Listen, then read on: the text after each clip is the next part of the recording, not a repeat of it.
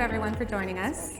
Thank you, Paul and Beth, for sharing your expertise this morning. My name's Amanda, and I've had the privilege of working with Paul for close to 1 year now. This session that we have this morning is about how advocacy shows up in your day-to-day operations. I know from working closely with Paul that many of you are juggling rising costs, shifting regulations, labor challenges, and much of this is directly influenced or caused by decisions being made at municipal, provincial, or federal levels of government. In our time together on stage today, we're going to walk through how each of your organizations work to influence those governments, focusing on what you've seen over the past year, what you see in front of you as priority areas to work on, and how hoteliers can be part of that work.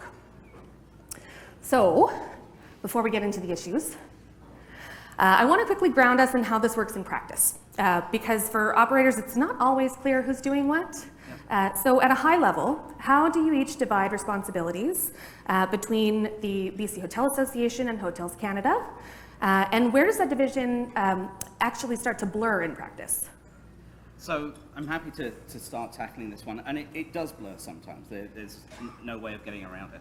But one of the key pieces is having a role on the Hotels Canada board, which helps significantly, so understanding what's happening at the national level, and then understanding what's happening at the provincial level so that when BCHA can step in and particular files. And so we do have a lot of communication between our organizations as well on specific files. So immigration would be a perfect example of where BC Hotel Association tackles immigration at the provincial level. We had great conversations with the BC Immigration Department and team in early January to tackle the BC portion of it. But at the same time, this is a federal national piece of file. And so that's where Beth and the Hotels Canada team So, yeah, as Paul said, there's a lot of moving parts and, just pieces do change. One of the things that we really notice is that obviously we're in a federated model in Canada, is that, what, say, BC is dealing with might be similar to what Alberta is doing, but different, and what Manitoba or Saskatchewan or go right across Canada. And so what we try to do is at Hotels Canada, which, by the way, we just, as Paul said, updated our name, and you have to go to our website because it just loaded today and it looks so good, hotelscanada.ca. But we created a central repository where all of the provincial hotel associations, the city hotel associations, oh, now I'm getting feedback, can share resources. So we're really effective in not duplicating our efforts. And just starting to say like, hey, have you seen something? Or, hey, I've created this resource or this messaging. So for example, on short-term rentals, there was some great work that BCHA led and was able to say, we did this report, this study to show that it was effective to have, stricter regulations around short-term rentals, and this had an impact on housing, making housing more affordable and accessible. And so other provinces, and in fact, we shared this with our global partners, were able to, access that great work and roll it out or share it with their policymakers too. So there's this constant exchange. I like to think of it as a team sport. We all kind of know our positions in the field, and nobody's really raised FIFA yet, so I'm going to make it. We're a World Cup team right here, and we know where we're supposed to play, but sometimes we have to cover for each other, and sometimes just with resourcing, it makes sense for one of us to lead in an area, but it's all about great communications. So as Paul mentioned, he's on the board of Hotels Canada. We have regular meetings between the provincial hotel associations, the city hotel associations. We have this repository. And even, I was in Vancouver, 2 weeks ago we hung out? 2 weeks, yep. And I've been spending a lot of time out in BC. And so we get together and we also share information. You heard Paul say that he was chatting with Tracy, the CEO of the Alberta Hotel Lodging Association. So you can see that there's these connections that go back and forth all the time. I think the other piece, we've recently been doing more of the municipal hotel association, provincial hotel association meetings, and we just did one of those before your conference just a few weeks ago. Just this continuous communication sharing, and it's been super helpful. Thanks, both of you. You just touched on it a little bit, both of you. So for hoteliers, a lot of pressure is coming from local decisions that are made, just speaking about the municipal governments, zoning, short-term rentals, local taxes. You're BC, you're Canada. Where do municipalities fall in? Yeah, and so this is where BCHA does play a role, working with those municipal or more regional hotel associations. But a lot of time that work is done in collaboration. The smaller hotel associations tend not to have a lobbying ability, whereas BC Hotel Association does. So they will come to us with a specific file. I'm thinking right now, of course, FIFA, here we go, we're in the final countdown, but one of the gigantic elephants in the room in BC is the major events FIFA tax that's being collected in Vancouver that is continuing until 2030. In Toronto, that's very different.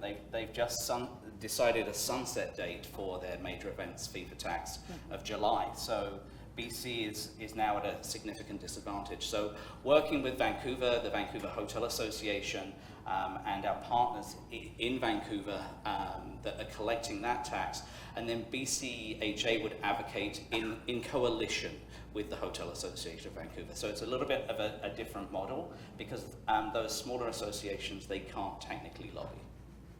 Okay. Yeah, maybe we should talk a little bit about what happened when the drip fees had an impact on mostly Marriott, but other hotels' ability to collect MRDT, and how we really pulled together this pretty active and agile working group where it included the city hotel associations, provincial hotel associations, and ourselves to make sure that we understood what was happening, to get kind of the main messaging coming in, to assess like what some of our options are, to compare it quickly and in real time across the board, across the provinces, and just to figure out like what the strategy needed to be. If there was a provincial advocacy, need, certainly Alberta, had some advocacy that came out of that and some legislative changes that they're pushing forward. And at the federal level, we were the same. Do we need to go to the Competition Bureau?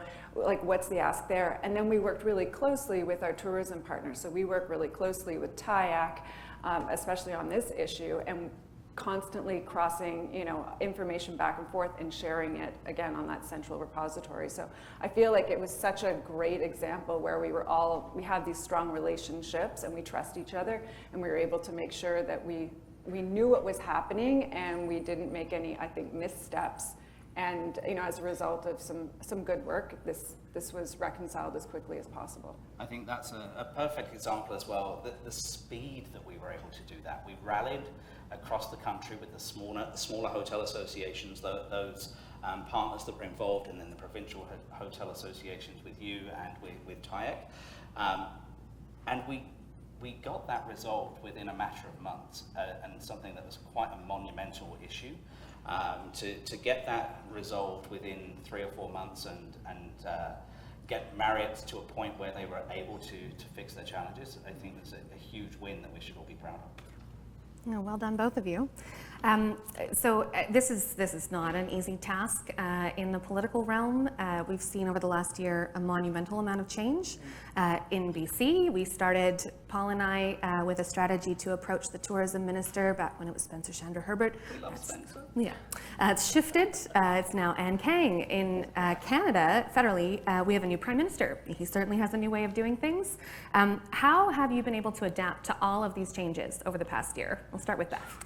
Sure. Yeah, there has been a lot. When I was thinking about today's session and going back a year in time, I was like, oh my goodness, like a year ago, we had no idea what was going to happen, like how Carney was going to approach his cabinet, the mandate letters, the priorities we had a general sense of from the election, and so much has changed. So, to put it in perspective, a year ago we thought we'd probably have a Minister of Tourism, and now we have a Secretary of State for Tourism. That actually brings huge change.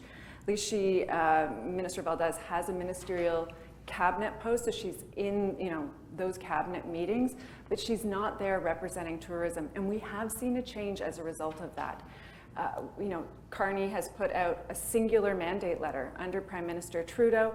Every single ministerial portfolio had its own published mandate letter. Now we have one mandate letter with 7 priorities, and so we have to really fit within those priorities and find the ways that we can be a part of the conversation.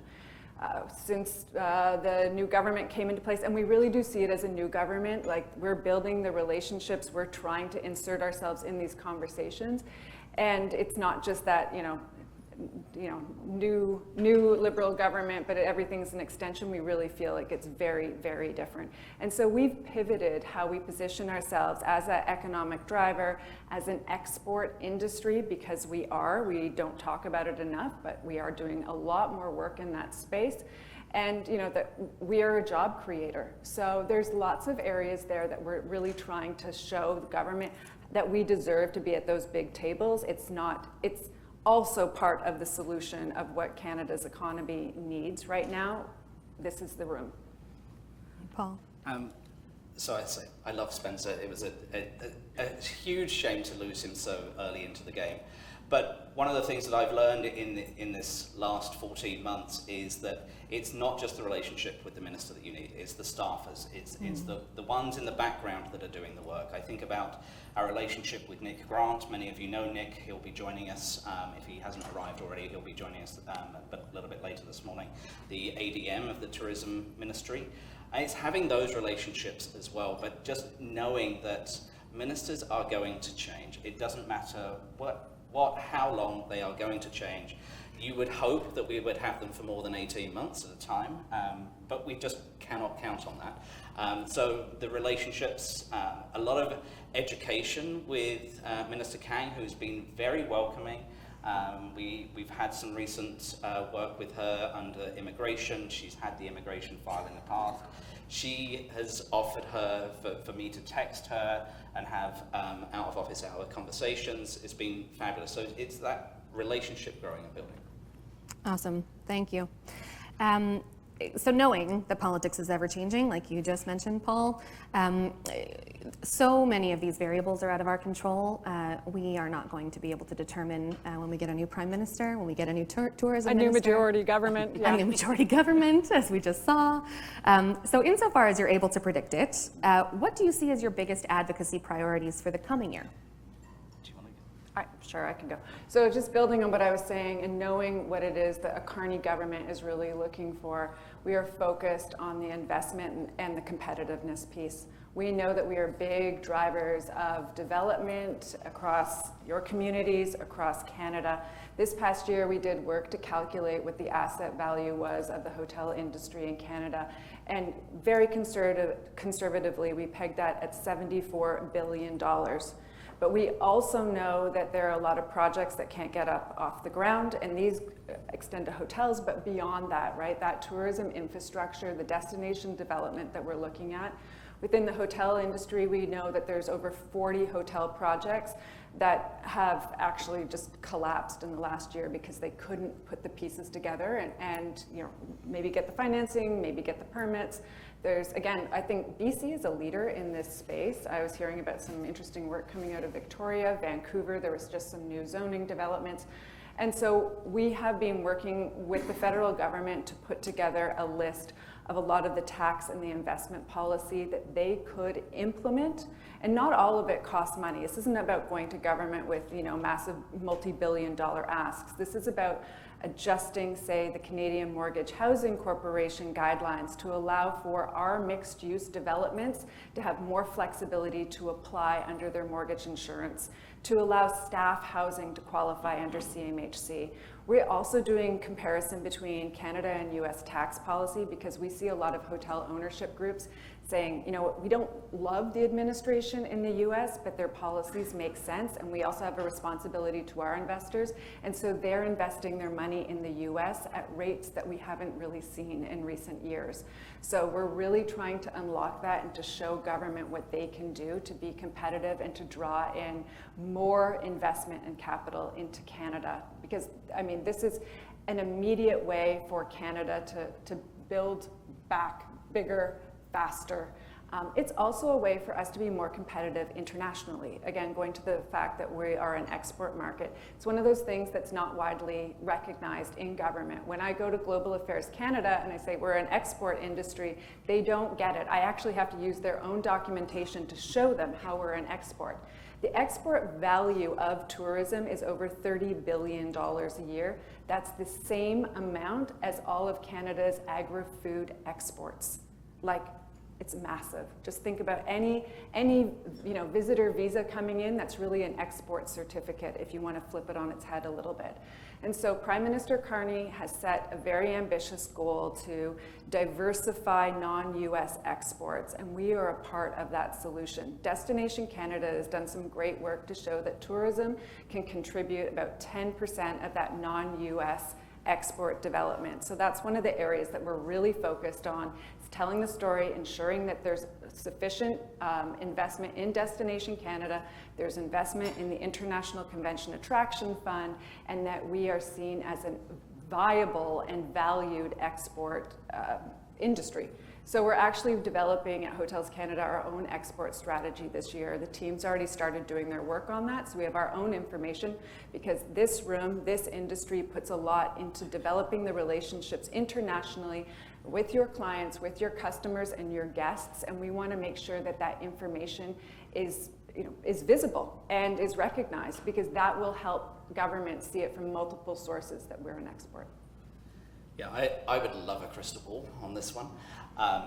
Coming into the organisation, we've put a lot of time and commitment to our government relations strategy and focus. I think over the last 12 months, it's been focus, focus, focus. We could have 20 different files. If we wanted 20 different files, we could work on 20 major things, but we just will not have an effect. We really have 6 key files that we're working on all of the time, and those priorities shift as somebody in government makes a decision or says something. We have to shift and re-rank those files. But I look at our key files right now, which is workforce and immigration, which we've been doing a lot of work on, and the cost of operations of businesses, whether that's creating new businesses, new builds, or just the general cost of operating a hotel into today's space. And I would say those are definitely the 2 key files that we are working on. At the same time, our last board meeting, which was all of 5 weeks ago, I'm looking at time, I think 4 or 5 weeks ago, we saw a bit of a shift from immigration to cost of operations kind of hitting the top. And so it's that constant reprioritizing based on what the need is today, or based on some kind of change in government, whether it's a change of party or just change of a stance. So. Yeah, I mean, like if we can just pick up on workforce, because it does come up in a lot of rooms and a lot of conversations, and we've really seen a huge change in the public sentiment around immigration, and that certainly comes back to us in the meetings that we have with elected officials and policymakers. They'll say, we get it, we understand.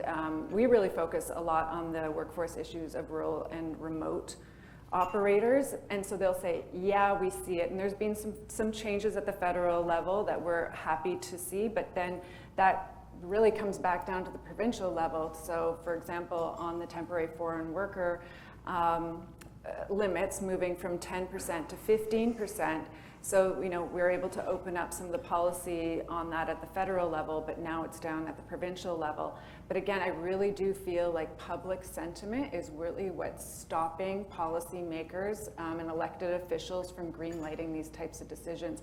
And some of that is out of our control, and some of it we can help in this room, right? By sharing the stories about our efforts to recruit and retain domestic staff, especially when it comes to youth. That's the other thing that we hear a lot about too, and there's some new measures that we have to document.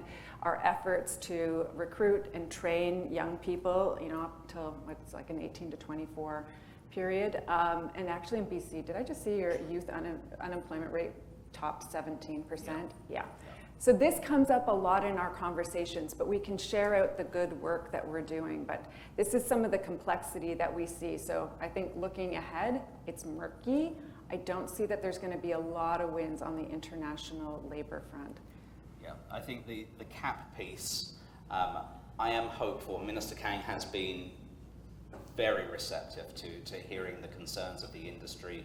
We were able to mobilise very quickly after the Premier's comments, and I'm hopeful that we will see that cap change, but we just don't know. And it caught everybody, not just us, but it caught everybody by surprise when the Premier made those comments. I think as well, just to talk about the priorities and how they shift. I'm going to go back into FIFA again. Obviously, a mega event such as FIFA, it does put a different spotlight on our destination, not just BC, but Canada. And there are files like human trafficking that have started to really be highlighted as part of FIFA and World Cup coming. We know that mega events like this can affect the human trafficking rates, and so ensuring that we are able to bring these files with some speed to the surface when we need to. Yeah, I really like that you said that, Paul, because a lot of advocacy work, no matter what sector you're in, requires you to be very nimble. Politics and the pressures of political influence, and to your point, Beth, how the electorate is responding to different political pressures, really does change where the opportunities are, or the risks that you have to respond to in real time. So looking back over the past ever-changing year, can you share some examples of how you've had to be nimble and pivot quickly from one priority to another? I think we talk about this in our weekly conversations. Stephen is here from Council as well. Where do we burn equity? Yeah. Where are we really going to burn equity on this particular file? Do we feel like we should stand up to this, or should we move on to something that's going to be more important? But being able to have that conversation as a team, the advisors from Council to give us those insights of where we should be burning equity and where we should be going hard, or maybe we pivot and go on to something else. I think about the work that we did last year around the emergency booking platform and emergency management. We were going hard at that in the spring all the way through the summer. We got nowhere with it, unfortunately. But we knew when we just had to cut our losses. We're going back at it for one more go, but there are other files that are just more important now that we'll focus on. But I think for me, looking back, it was ICAF, the International Convention Attraction Fund, and we were pretty shocked when it wasn't earmarked in the federal budget, because the numbers on it are so strong and they align so closely with the Carney government priorities. And so that to me was like another great example where we kind of kicked into gear with our partners, but our partners across tourism. So again, like we had TIAC, we had Meetings Means Business Canada, Restaurants Canada, the Convention Centers of Canada, and then so many DMOs, all the tourism, associations, all the hotel associations, all signing on to this letter and the action that we've put behind that. Now, we've been called for an announcement with the minister on Friday. We don't know any details about the announcement, but we're pretty excited that there's an announcement that's going to be made on Friday, so stay tuned for that. But that's, to me, one of those areas where you just have to pivot quickly, that we're caught off guard, because right now, that funding has expired. And Destination Canada announced last week that they used every single penny of that fund, which is great news, that no money lapsed, but there's no money left. And so this is one of those areas, it's in the spotlight right now, but once that, we hope. Again, no promises here. But it was meant to be tomorrow. Yeah. Yesterday, wasn't it? It was meant to be yesterday. Yeah. That if we do get that win, there'll always be something that will flood back and fill its place for sure. Yeah. So you've got a very unique perspective. You are actively talking to governments. You're actively advocating, constantly building relationships, maintaining relationships, and you're in those conversations very frequently. But a lot of the information and the pressures that hoteliers are facing come up from your members.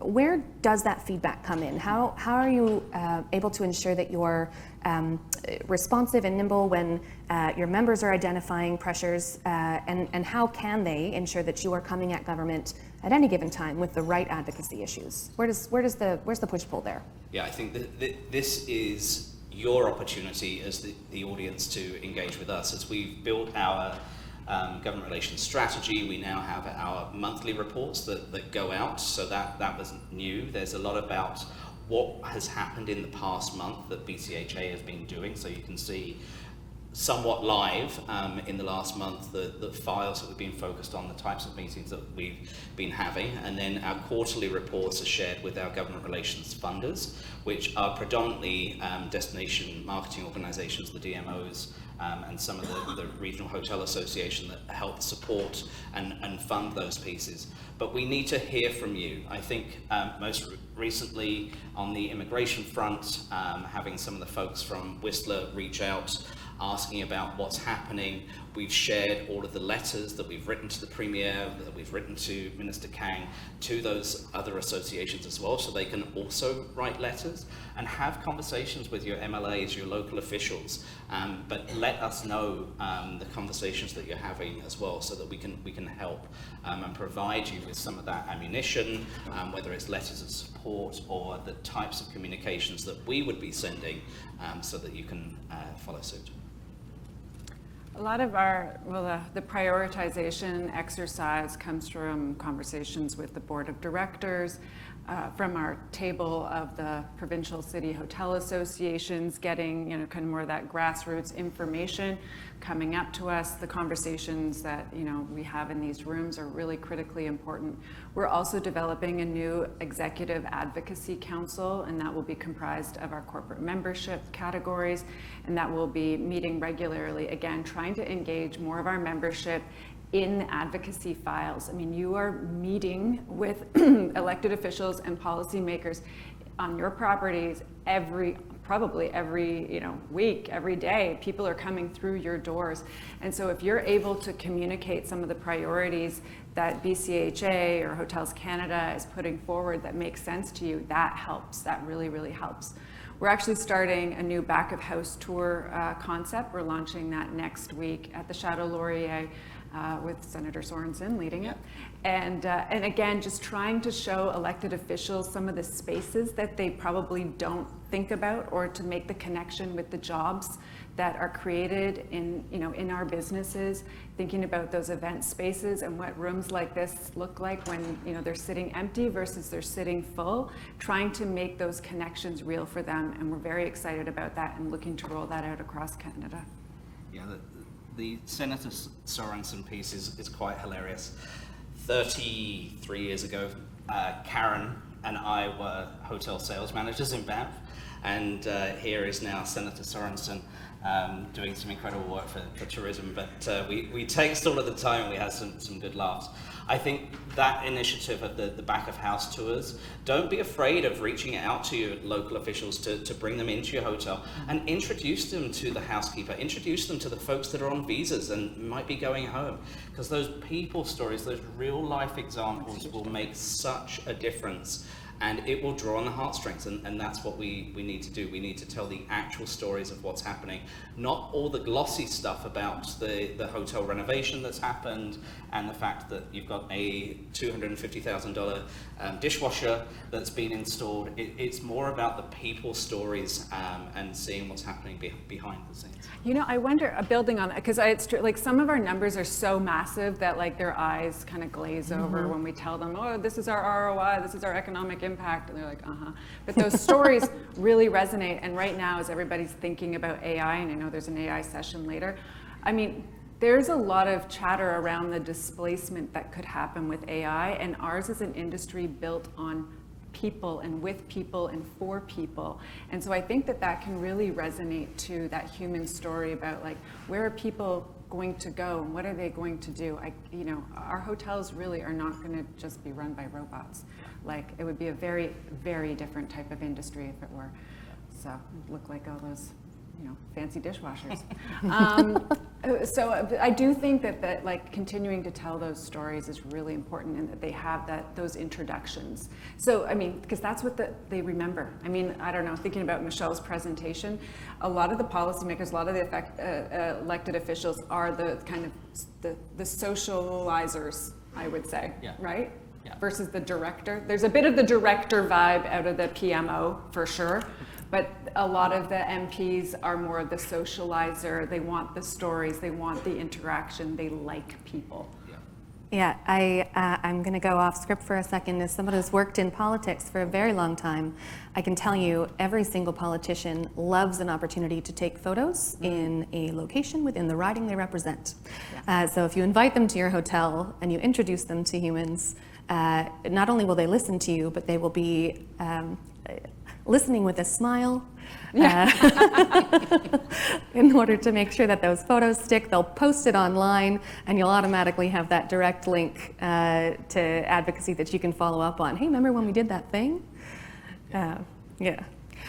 So we don't have a ton of time left in this session. We've gone over a bit, but Paul, I wanted to ask if there's one thing that you want this room to remember from this session, from the work that you do, Beth, from the work that you do, what would it be? I think we talked about it at the beginning, but advocacy is not a straight line. And advocacy isn't just for one jurisdiction, for one hotel member. Advocacy is for all. It's a platform that enables the industry to thrive better. The rising tides floats all boats is the analogy, and we do have to continually be nimble. I also would like to just say a huge thank you to Beth, who we do get to work with a great deal, and you've made a huge effort to come to BC over the last year. But and she likes coming out to BC. It's pretty. Better than thank you for coming out so frequently. You were able to attend our Canadian Hotel and Lodging Association meetings at the beginning of the year. Thank you for all of that work. It's truly appreciated. For the rest of the room, for you to advocate, as we talked about, do reach out to your elected officials and have those conversations. Invite them into your own properties. But a huge ask from BC Hotel Association is you hotels, as you're talking to your DMOs and those GR funding partners, talk about the great work that we are doing on behalf of the industry, because it goes a long way. And we know that the DMO partners predominantly are the ones that fund most of our GR work that we do. And so without it, we couldn't do that work. So thank you for all of the funders. But as hoteliers, when you're talking to your DMO partners, please continue to talk about the good work that BC Hotel Association is. Awesome. Well, thank you both.